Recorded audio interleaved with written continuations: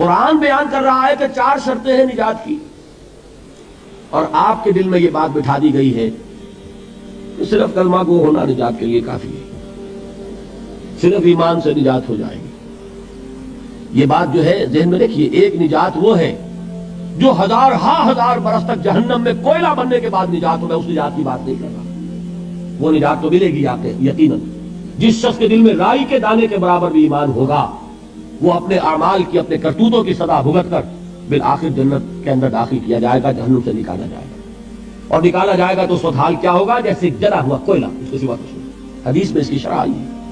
لیکن یہ نجات نہیں، نجات وہ کہ جو اللہ تعالیٰ میدان حشر ہی میں ہماری مغفرت کا اعلان فرمائے، اللہ تعالیٰ اول محلے میں ہمیں جنت میں داخل فرمائے، اس نجات کی بات کر رہا ہوں۔ وہ نجات جان لیجئے محض کلمہ گو ہونے کی بدولت نہیں ملے گی۔ اس نجات کے لیے شرط اول ایمان، شرط دوم عمل صالح، شرط ثالث تواصی بالحق، اور چوتھی شرط تواصی بالصبر۔ یہ قرآن کا بیان ہے، یہ کسی انسان کا کلام نہیں ہے کہ اس میں تردید کی جا سکے۔ 4 شرطیں پوری ہوں گی تو نجات ہوگی، اور اگر ان میں سے کوئی ایک، میں اس کی ایک سادہ سی مثال بھی دیا کرتا ہوں، بہت سمپل، سادہ مثالوں سے بات واضح ہو جایا کرتی۔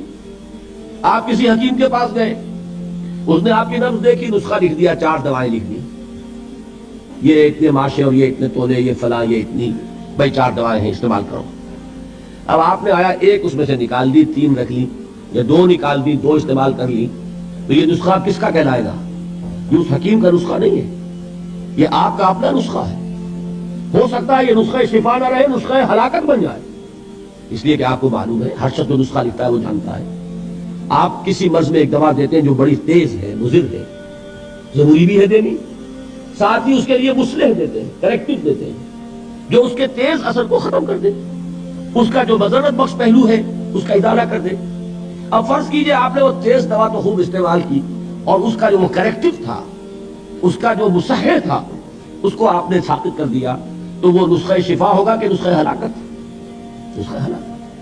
تو جان لیجئے یہ 4 اجزاء پر مشتمل نسخہ نجات ہے جو اللہ تعالیٰ نے ہمیں عطا فرمایا۔ والعصر ان الانسان لفی خسر الا الذین آمنوا وعملوا الصالحات وتواصوا بالحق وتواصوا بالصبر۔